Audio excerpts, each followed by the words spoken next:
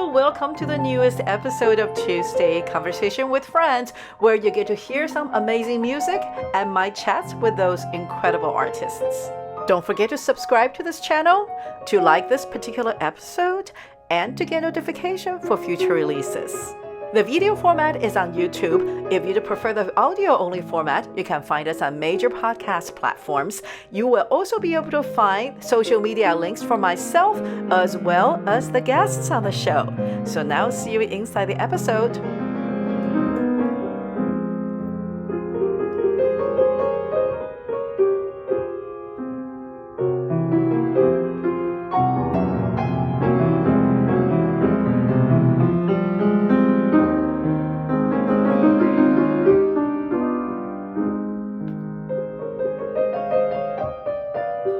Tuesday Conversation with Friends. Today we have Glenda Austin, a composer, an educator, and a performer.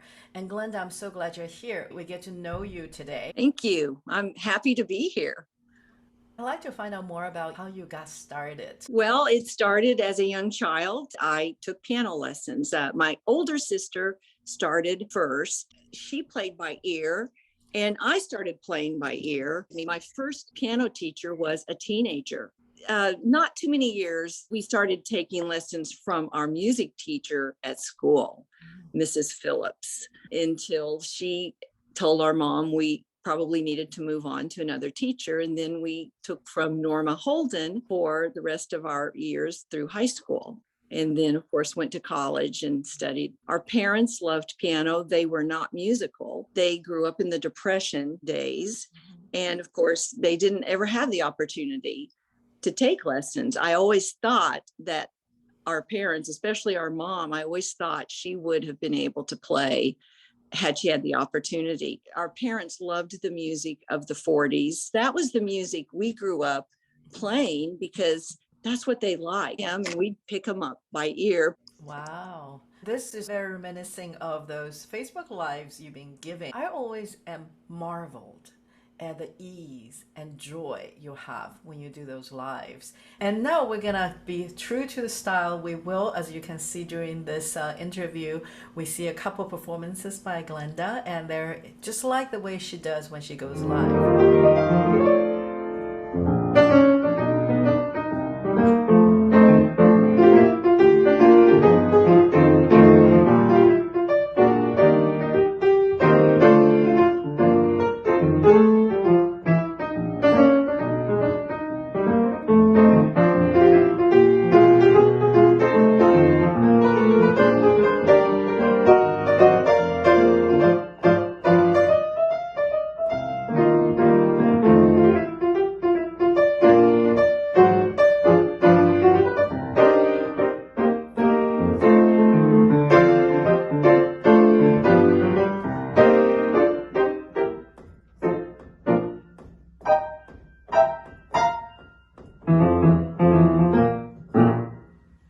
There's a joy in that. And so thank you so much for sharing.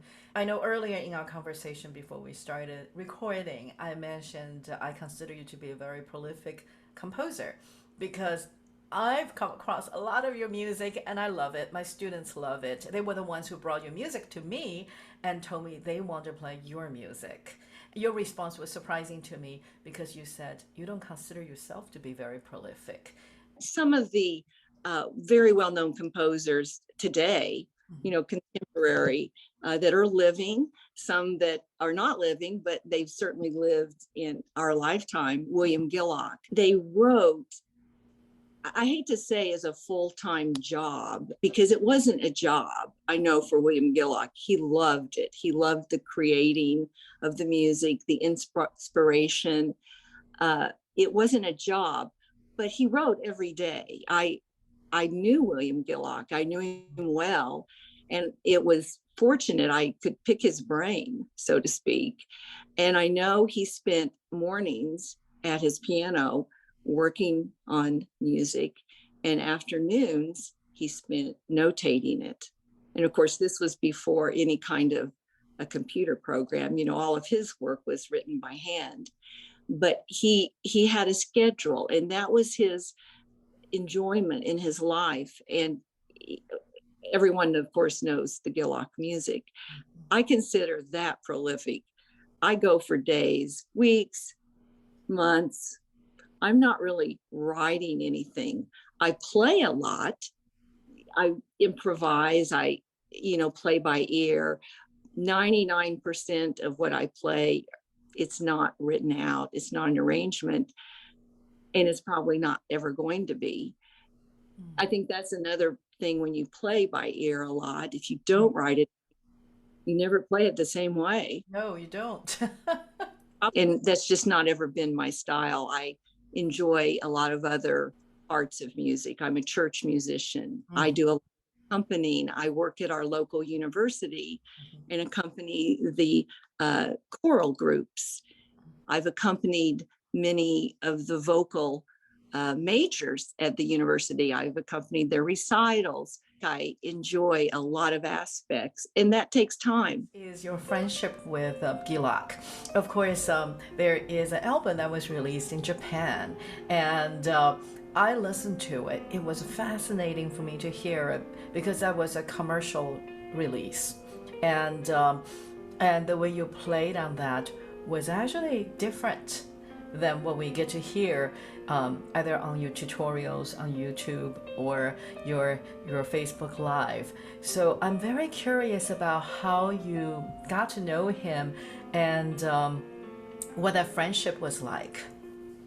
Well, he was born and raised in an area very close to my town. I live in Joplin, Missouri, and he was born just, I don't know, maybe 20, 25 miles away in a teeny little town.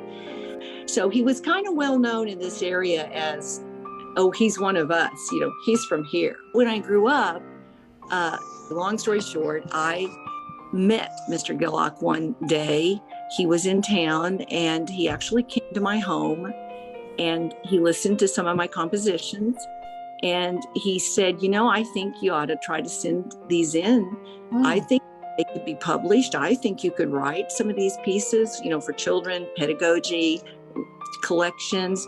And that was really how I first came into contact with him.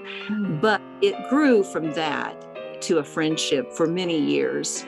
And every time he would come to visit his family, he'd always call. We'd go to lunch. We'd go to dinner. He knew my husband. I have a lot of fun memories. I think we went to every restaurant this town had, and that's not a lot because we're not a big town. And we just became friends beyond music, I would say. Then he worked with me a little more on encouraging me to write more. And he got me involved in some piano adjudicating in Dallas, which I had never done.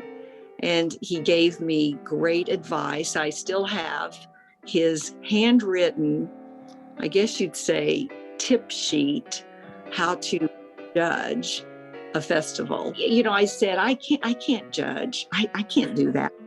How to adjudicate a kid. And I certainly don't want to hurt anyone's feelings, but he said, you can. And so he wrote out, it was really extensive. You'll see, how to say something that's negative, what they're doing, but how to say it nicely, phrases about everything. So he just encouraged me. And then he encouraged me to start attending conferences. And the very first conference, MTNA, I attended was with him. He gave a workshop and it was in Detroit. And I'd have to look back, it was in the 80s. And then I went to a conference with him in New York and then Wichita and then Little Rock. Several conferences. He would usually be the presenter, and he started asking me if I would play duets with him and help out. And then he'd say, and I want you to play your C Nocturne on my work. He was just a very unselfish person. As are you. Well, I don't know, but he introduced me to a lot of people in the business. I met Lynn Freeman Olson in New York, the conference. one day we went to lunch together and had a very nice conversation. And he actually, Lynn Freeman Olson didn't live very many months after that. He died fairly young, but I was able to meet with him and visit and get to know him just a little bit. But he had introduced me to a lot of his friends in the music world, and it was fun. And but we talked about a lot of other things too. He loved cats. I loved cats. We talked about design. He loved decorating, and we were building a home. And I would say, "What do you think of this wallpaper?" I'm looking. I mean, it went beyond music, and I have a whole treasure trove of letters that he wrote. And this is before internet. You had to write a letter and mail. And I've kept many of them, most of them, and I've put them in its own little container.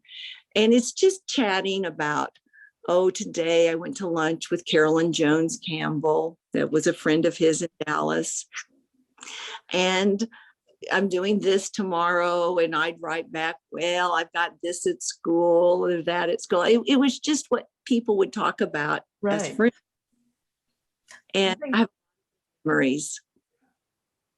I think those friendships, those relationships are so important. I think helps us to kind of get a lot of human touch to how we perceive music, especially if it's somebody we admire.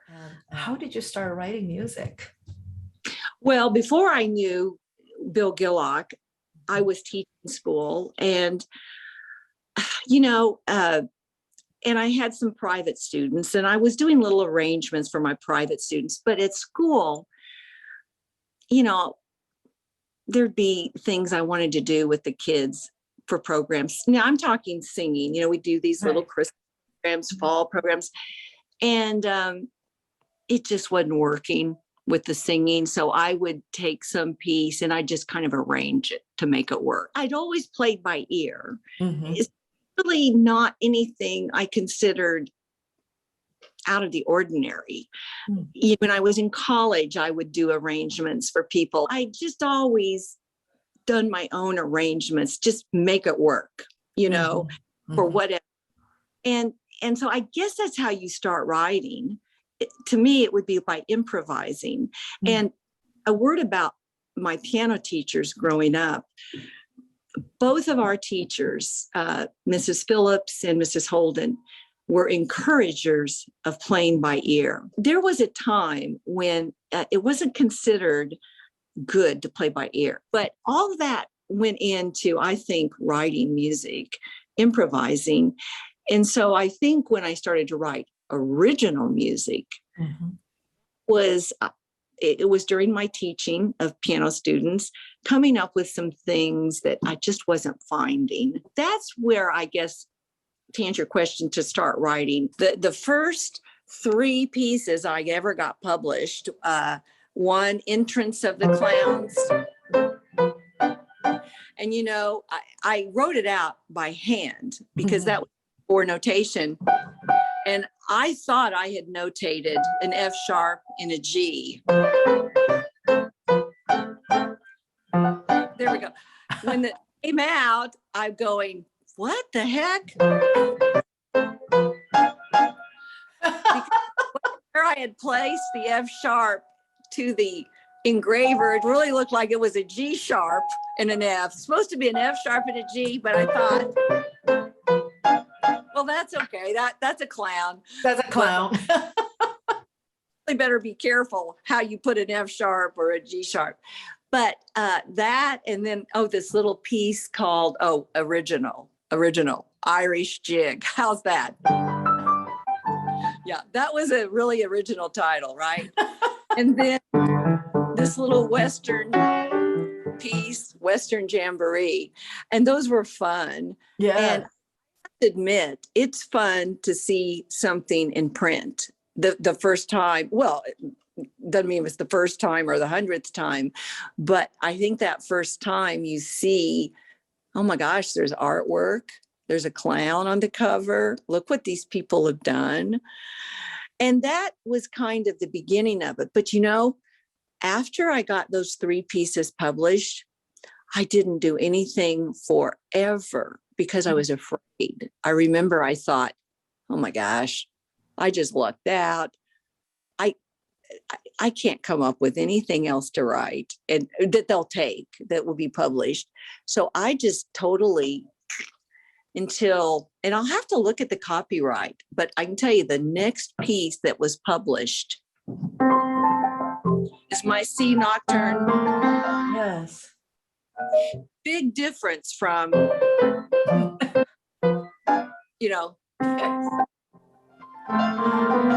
And I think that's been on Federation almost nonstop. It's still on the Federation list. And that came much later, and it was so different and so much more difficult. And then I think after that came Jazz Suite 1. I just kind of branched out, but I just wouldn't do very much very often because I thought, oh no, that's pushy. Oh no, I just can't do another one. They won't take it. It won't be very good. But I was also busy teaching everything, but that's kind of the beginning. And I'm working on a collection right now to be published. I haven't finished it yet, but that's actually my homework over this holiday. Before I ever put it on Finale, before I ever write anything down, whether it's, Jazz Suite, I do it from the piano. Everything is written here at the piano, and then I go to my computer and start entering the notes, putting it down. And then it's interesting because here I've been playing, all this time. And then on paper, and I print it out, and I come back to the piano, and I suddenly visually see something like, that does not look good. What did I do? And then I start the editing, I guess you'd say. But I get it all on paper and then start the penciling, the changing. And sometimes it goes through quite a bit of editing. I mean, I would say 85, 90% is as is, but it's the little things. Think, well, does this note, does it need a little extra? Yeah. Splitting hairs. It gets on my nerves. And I'm like, oh, for crying out loud, just put something down. Because I can change every time I play it. Do you change your mind after something's been published? I have seen things before that I've thought, oh my gosh, what am I thinking? It's something usually very minuscule, but to my ear, I'll think, oh my gosh, I shouldn't have doubled the third in that. Why did I, my theory will kick in. Yeah. When I'm writing a piece, I don't think theory, like, oh my gosh, you've got a parallel fifth. I just go for this for the ear. And of course, I know you can break any rule in theory, but then once in a while I'll hear it and see it. And I'm like, that's really obvious. That is not good, but I can't change it. It's already come out. So I just sort of hold my breath, hope nobody says something, and they do. But I'm pretty nitpicky. And sometimes that can be annoying. Anytime I send something in, I'm always very, oh, I don't know. Of course, I always get a chance to proof it and I can make changes. But that last edit, I always have this, oh, I wish I could keep it another month. Oh, we want it in a couple days. And you just kind of have to let it go. And you let it go. Ever come up with some fantastic motive or fragment in the middle of the night, be sure and write it down, because it's guaranteed you won't remember it the next morning. This is going to be the best new piece. Oh, I can't even remember what it was. Everyone that. Yeah. No. So what was it like? I don't know if it was a conscious point of transition or it just happened over time to go from the person who published incidentally as you have things that just kind of came through to somebody who has commitments with the publishers, deadlines and projects, and now it's become a thing. That is a whole different issue. And what I found, and I have had some commissions and some deadlines, I have to just really discipline myself. For example, and you've probably seen this jazz suite collection. Yes. The third one was a big commission for MTNA. It was originally going to be premiered at the year of the pandemic that it started. And it was commissioned as a chamber piece for clarinet, piano, and percussion. And that's a whole different ballgame. I had never been commissioned to write for instruments. That was another story. But then I transcribed it as the Jazz Suite 3. But that was a deadline. That was a big pressure. And I remember when I was contacted to do it, I thought, what? A chamber piece? I contemplated, I don't know if I can do it. I mean, to myself, I don't know if that's me. And then someone I was speaking with said, Glenda, you have to do it. And there were parameters. The whole work couldn't be longer than 4 minutes. It had to be this level. I mean, that was a challenge to me. You know, of those 3 movements, the second movement is what I wrote first. That was the clarinet.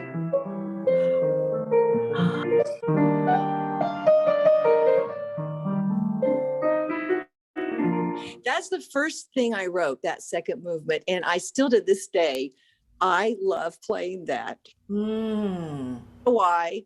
It just feels good. And it makes me smile. When it was all said and done, the Jazz Suite 3 is one of my favorite pieces I've ever written. I'll have people say, what's the favorite piece you've written? What's your favorite piece? Well, the truth is, the one I'm working on, I love it, of course, but I still look back at that Jazz Suite 3. And when I hear the Cajon, I chose the Cajon, by the way. It's a little easy drum. It had pitches. When I hear it played today, and I've got a recording of the 3 professors that did it, which is excellent. And of course, the teachers from the University of Missouri, that was special. That's my alma mater. It almost makes me get teary even now. I won't, but thinking that it was premiered by 3 professors at my alma mater, where I took all these theory classes and I took the piano lessons. It was a connection to me, and they didn't understand it at all, or I didn't tell them, but it was something that confirmed to me that, yes, Glenda, you did have to do that. And look who premiered it, your alma mater, even though you didn't know them at the time. It was a special, it just turned out to be something really poignant to me. And it was to my husband too. He went to all my recitals, all my performances. He was a student at the university when I was. So he's connected to it as well. It was just kind of a personal added special touch. Well, thank you so much for joining me today, Glenda. It's such a pleasure and such a privilege. Listen, the pleasure has been mine, and I appreciate you asking me. So anytime, and Happy New Year to you, Shirley. Happy New Year's. Thank you. So let's listen to more as we finish.